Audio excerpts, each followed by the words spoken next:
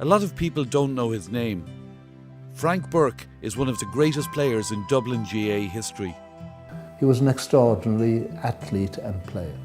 He deserves to be recognised as one of the great, not only the great Dublin GA players, but one of the great dual players of all time.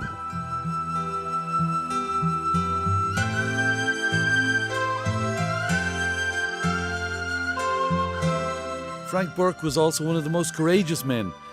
The man who spent 3 days and nights on the roof of the GPO during the 1916 Rising, as all the buildings around it were ablaze, showed equal courage in the blue shirt of Dublin, winning 3 All-Ireland football and 2 hurling medals. Sheer good fortune saved his life in the Bloody Sunday massacre at Croke Park in 1921. Frank was a student of Padraig Pearse at St Enda's School in Rathfarnham. It was the 6th of September 1909 that he arrived at Gullenswood House, met by Mrs. Pearse. He described her as being a lovely old homely type of woman. And then she introduced him to her son Patrick, whom he thought was rather shy at the time. But Frank was captain of both the football and hurling teams at school, but he continued to board at St Enda's after leaving the school to study at nearby UCD. By this stage, influenced by Pearse, Frank was a member of the Irish Volunteers, along with other ex-pupils who continued to live at the school. St Enda's became known as the School of the Revolution, as 5 of the executed leaders of the 1916 Rising were teaching there.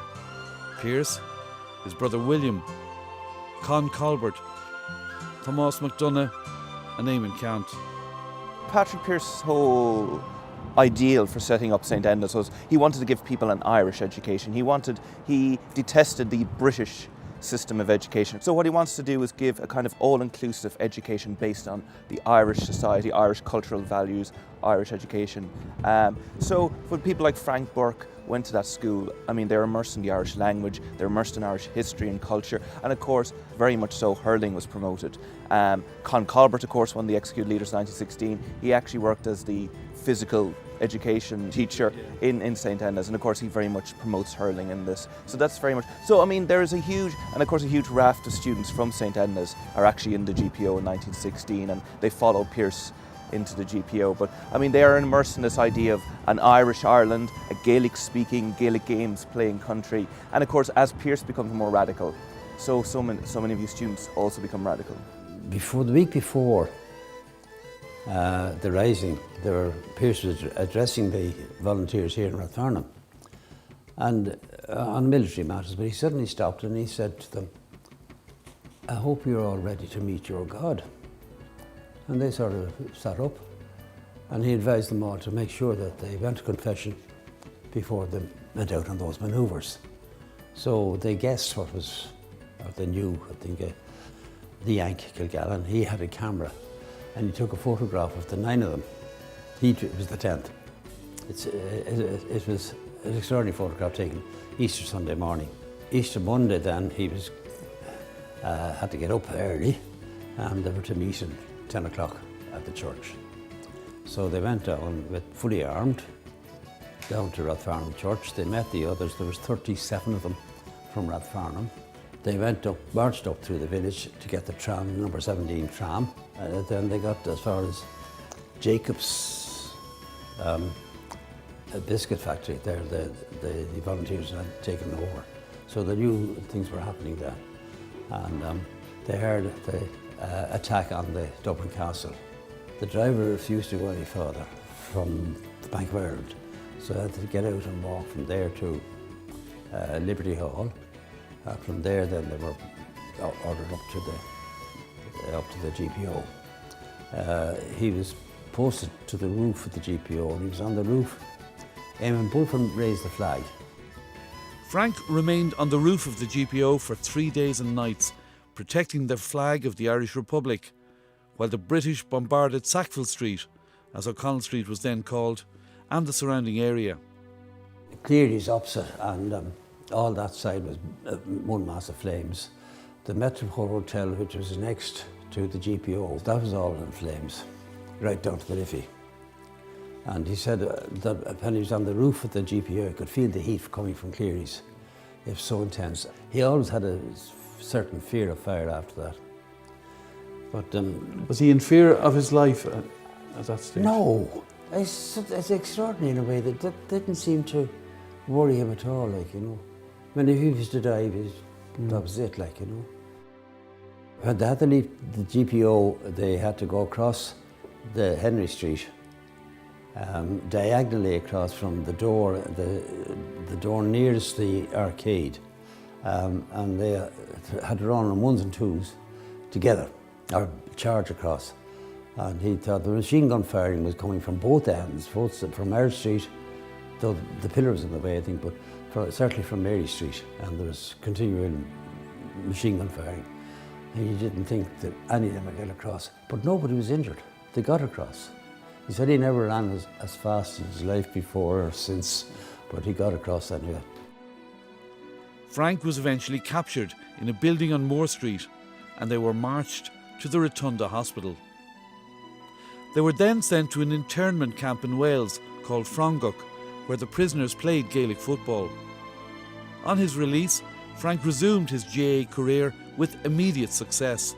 Dublin had qualified for the senior hurling final. Collegians, with whom he played, had won the championship in 1917 for the first time, senior hurling championship. And at that time, the team that won the championship generally represented the county, plus a few others. So he was on the panel, and he wasn't actually on the team, he was on the panel. But the morning of the All-Ireland final was in October, when they arrived at Croke Park, casual enough, like he wasn't playing, so he wasn't nervy or anything like that. He was told, strip up, boy, you're playing. And one of the players didn't train hard enough, so he was dropped on that morning and that was put on. So his first intercounty hurling match was the All-Ireland final. Frank won his second All-Ireland hurling medal in the 1920 final as the Dubs beat Cork by 4-9 to 4-3. On November the 21st, 1920, Frank was at the centre of the Bloody Sunday tragedy. In the morning, Michael Collins is in head of the intelligence section of the IRA, realises that the British net is closing. He realises that the noose is tightening on the IRA in Dublin, and so unless he fights and he gets his blow in first, they might all be eliminated. So he plans this very daring intelligence coup by which they select 18-20 suspected British Army spies, and they go out and assassinate them. Now, in retaliation, of course, the auxiliaries and the police force in Dublin retaliate by coming to Croke Park and carrying out an attack on the stadium. They don't go in with machine guns like you'll see in the Michael Collins film, but they go in, they're going in to search and to check everybody. That causes panic, and then shooting breaks out, mainly from the police side, and of course 6 people are killed, which is a kind of complete disaster.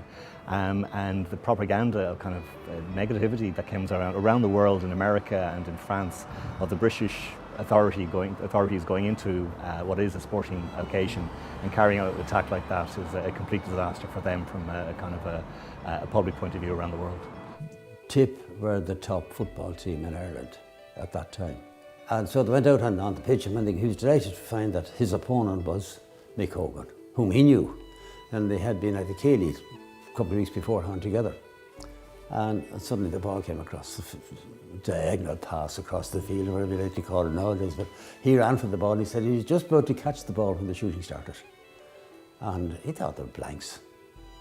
But then he saw the pandemonium and the stands and the people running all over the place. Realised it was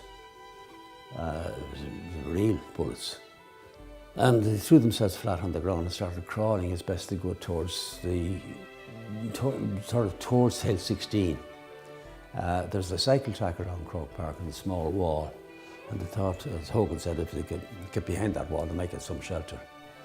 And next second he said, my God, I'm shot. And the Hob was beside him. And when he heard him say that, he said, I think he meant, God, Frank, I'm shot. And Dad stood up and called for a priest. And some priest came in from spectators to attend to him. And I got out, there was a lull there, and he got out onto Hill 16, and he was confronted by a black and tan who stuck a gun into his stomach. two towns came and they searched the pockets of the players and took what they could get out of it, and then told us to dress and get out. And he did say that he didn't come home for a few days. Frank? Yeah, he stayed around Drumcondra, he said. He didn't know why, but he didn't feel like going back. You know, it was a terrible traumatic event, you know. He was affected by it, and he stayed around Drumcondra for a while.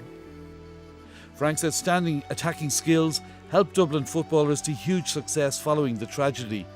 They won All-Ireland titles in 1921, 1922 and 1923.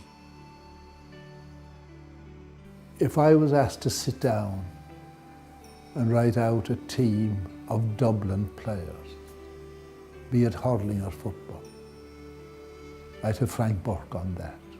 The very fact that he's unique, All-Ireland medals, not a medal in both codes, 2 in hurling, 3 in football, would entitle him to be there, and people would be delighted to see his likes there. As the man from the Blasket Island said, "Ní bheidh le héad a bhí seán." While enjoying his glittering GA career, Frank became principal of St Enda's School, but he kept the office exactly as Padraig Pearse had left it, until the school closed in 1935.